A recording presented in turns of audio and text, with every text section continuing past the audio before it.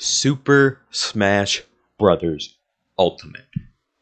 It is a true monumental event in gaming that will be remembered for ages to come. From the roster to the stages to just how much content they were able to cram in here is truly mind-blowing. Everything Sakurai and the whole Smash team were able to do in the 4 years between Smash 4 and Ultimate. There is so much that this game brings to the table, and I don't think it will be topped by any other Smash game in the series. Smash Ultimate is special, and it really deserves an in-depth video of its own going at everything that is in it. So that's why I'm not doing that. Look, okay, the script for the Banjo-Kazooie video is taking forever to write, and I really need something in between, so you get this video instead. So with Sora marking the end of content and post-launch updates for Ultimate, one big question comes up. With the huge focus on celebration of video games, what is next for Smash? I mean, Ultimate feels like the end of an era within the series, and with what Sakurai has said about retirement, I do think it's very likely that Smash is going to need something big for its return. And I mean, just by looking at the sales of Ultimate, how could it not return? With Ultimate marking the end of Sakurai's development of the series, I think it's about time that Smash got a reboot of sorts that brings it back to its root.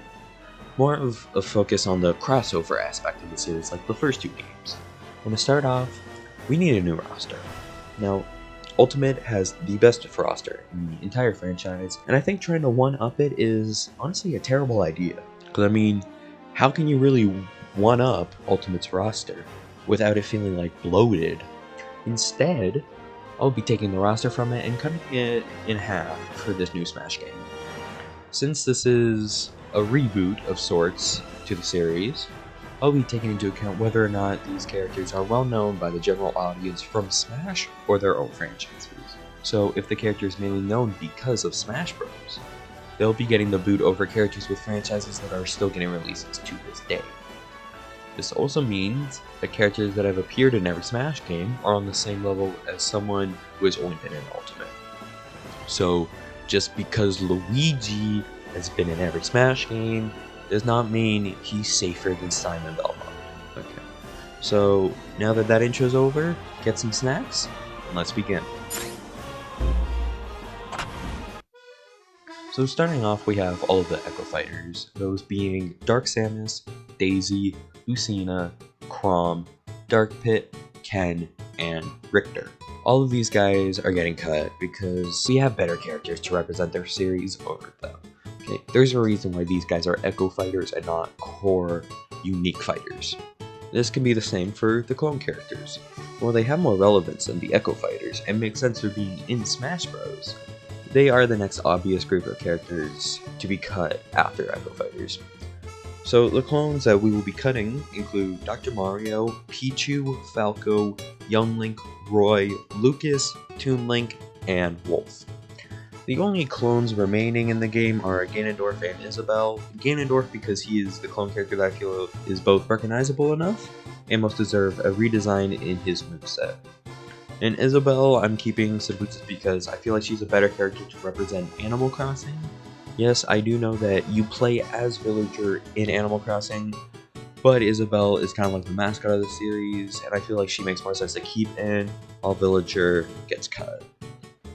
So now with the Echoes and clone characters out of the way, we move on to fully unique fighters.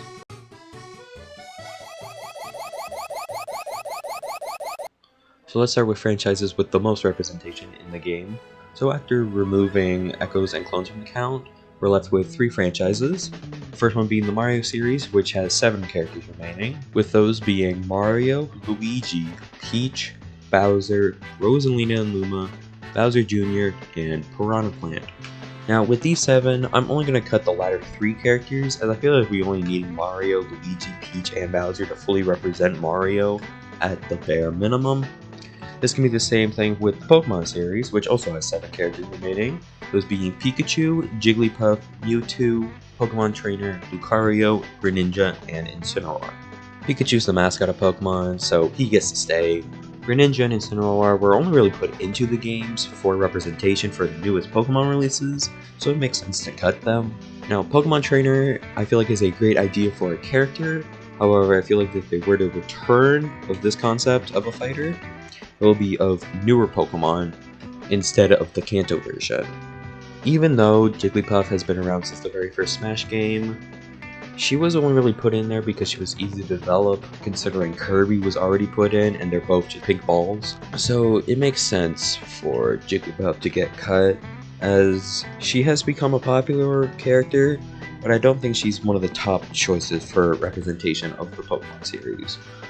Now we're left with Mewtwo and Lucario, and I'm going to be completely honest, it's very hard to decide who gets cut and who gets to stay in.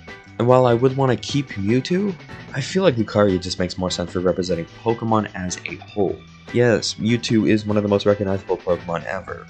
However, Smash has weirdly made a big focus on Kanto representation over every generation as a whole, and with me cutting Pokemon Trainer to make room for one with newer Pokemon from later generations, I feel we need more choices from across the generations instead of one being favored more than the other.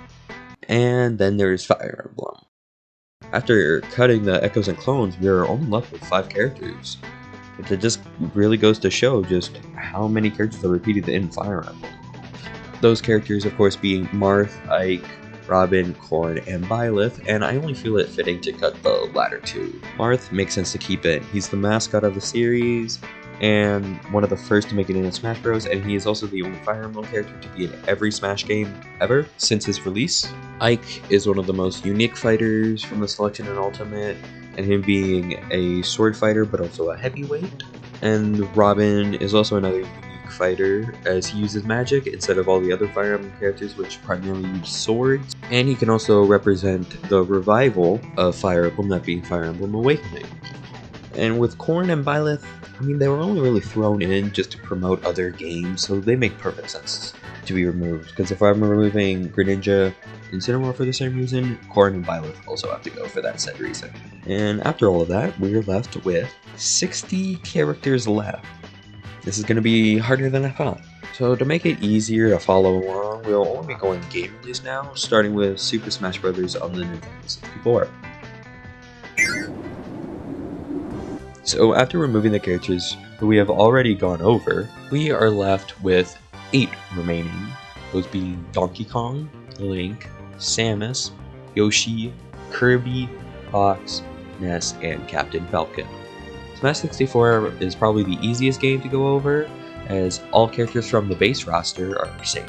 They're big, recognizable characters with popular franchises with modern games to their name. The only character pushing this is Fox, since this franchise has only had 3 games, at least in the past 10 years, those either being niche releases like Star Fox 2 on the SNES Mini, or others being Wii U games released in 2016, so, you know, utter garbage.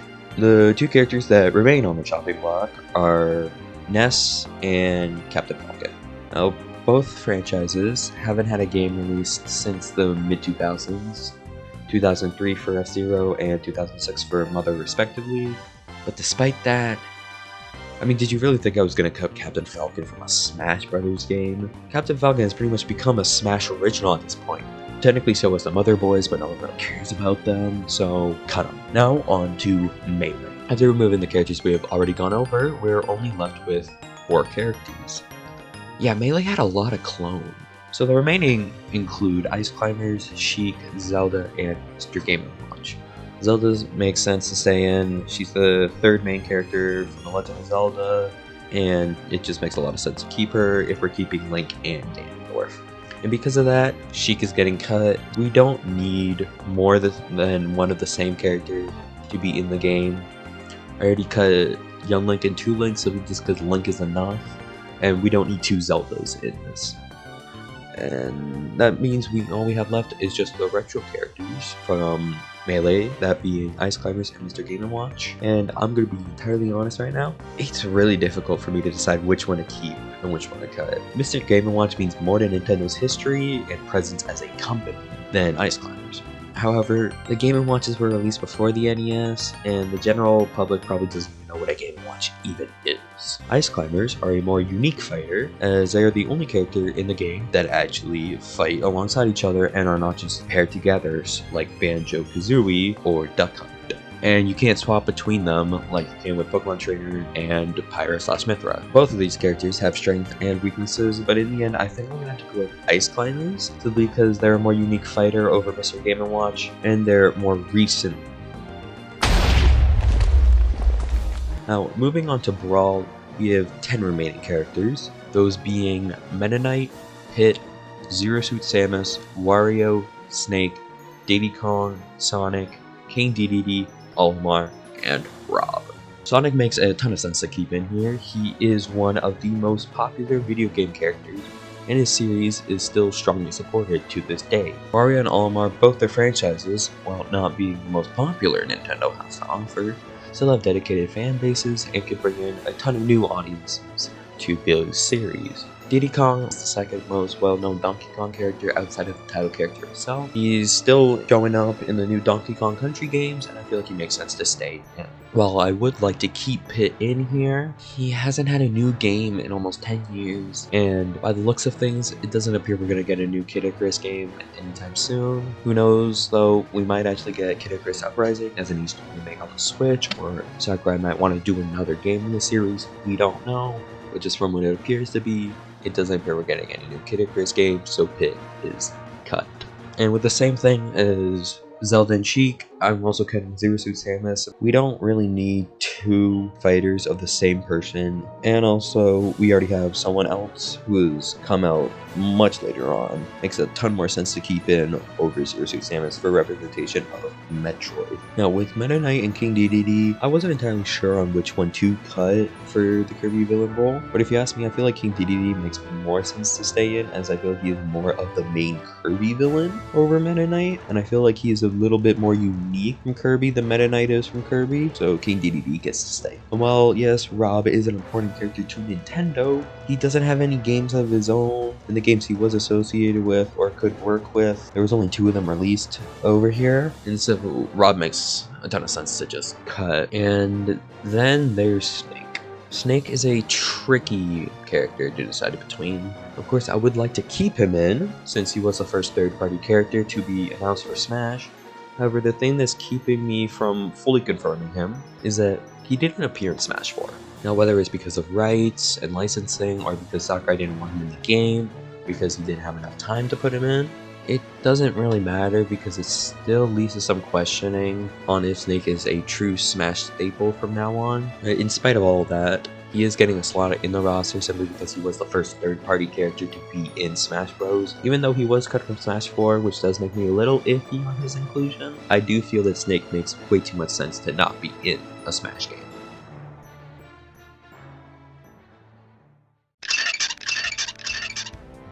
Onto Smash 4, which, just like Brawl, also has 10 characters remaining, those being Mega Man, Wii Fit Trainer, Little Mac, Palutena, Pac-Man, Shulk, Duck Hunt, Ryu, Cloud, and Bayonetta.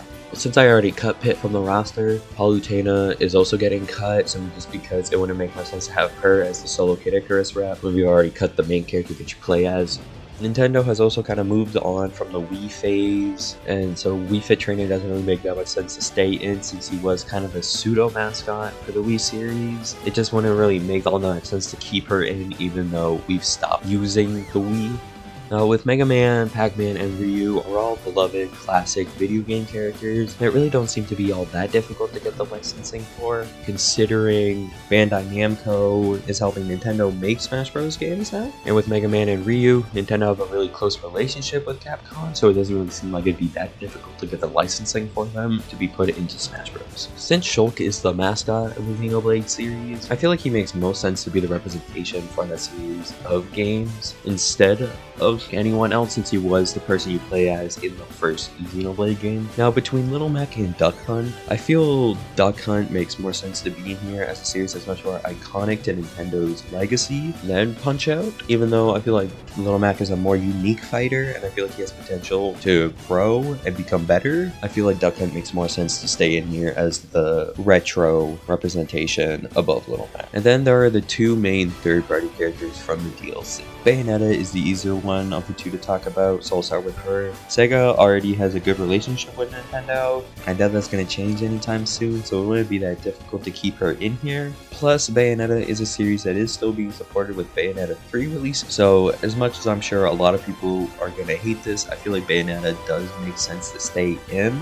And then the difficult one here is Cloud. Now, if you ask me, I feel like this would go either way. Cloud has been in both Smash 4 and Ultimate, and Square have allowed other characters like Sephiroth and Sora to be put into Smash Bros. Both of those two being wild picks that I don't really think anyone was really expecting to make it in. However, Square is still an incredibly stingy company when it comes to their IPs, with example how the music has gone, considering when Cloud was introduced he only had 2 songs put into the game. So even though it could go either way, I am going to keep Cloud in as a fighter simply just because I feel like he has the best chance of the 4 Square boys to be in the game.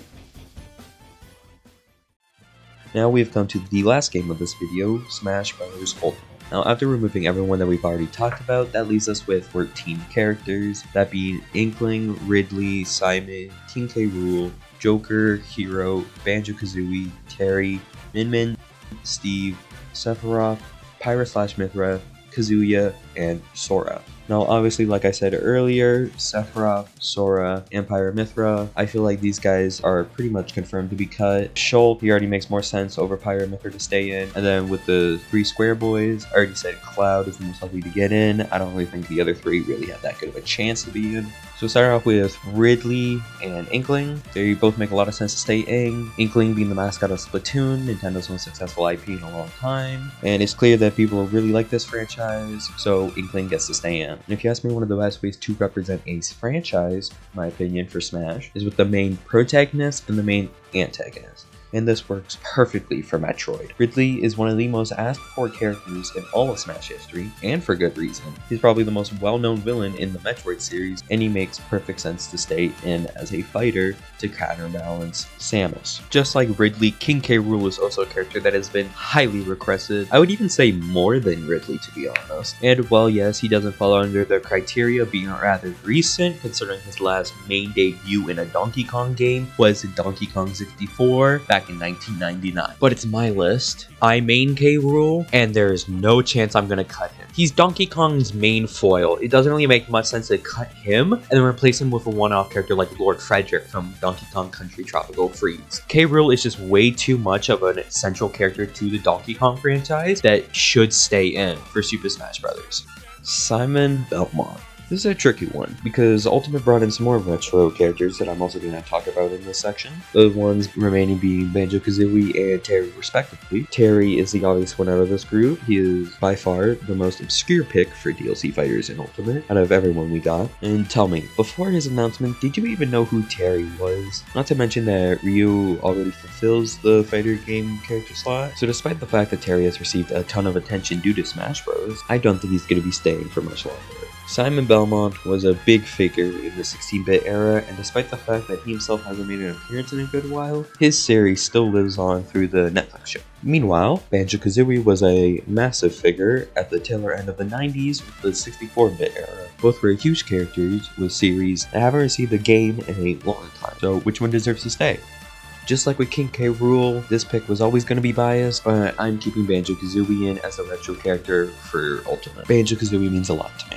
Okay, moving on to the remaining DLC fighters for Smash Bros. Ultimate. Joker's a weird one, because I feel like Persona does have a good chance at having a character in the next Smash game. I don't think it will be Joker. Joker is obviously a popular character from the series, however, by the time the next Smash game comes out, I believe that a new Persona game will have already come out. I'm sure Atlus would want to promote that game, the character in Smash, if they had the chance to. Honestly, what I said with Terry applies to Kazuya. While I do think he has the best chance out of the 3 remaining remaining Shoto fighters besides Ryu, I still think he would get cut because I don't think they're going to replace Ryu with Kazuya. And our last character to talk about, Steve. I'm going to be entirely blunt here. I think Steve is pretty much confirmed for the next Smash game. I mean, he is from the most successful video game of all time, with sales being recorded as 238 million copies sold. He is also the first indie character to make it into Smash Bros. Not to mention the close relationship Nintendo has with Microsoft. I do believe that Steve is going to return for the next Smash game. Does that mean that the only DLC fighters returning are the ones from Microsoft? Yes, but I do believe that they are the most likely to return. And of course the Miis are returning as well. I forgot to mention them earlier. And that concludes all the characters we have to talk about, leaving us with a total of 38 characters remaining, and here is the complete roster. Well, that concludes this video. I hope you guys had a good time listening to me talk about Smash Bros. Yeah, I had a lot of fun making this video, and I'm gonna try and make this be like the norm for my videos going forward. You know, like more scripted style videos. I just want to say thank you all for watching. I hope that this entertained you, and I hope I'll see you guys in my next video. Good night, everyone.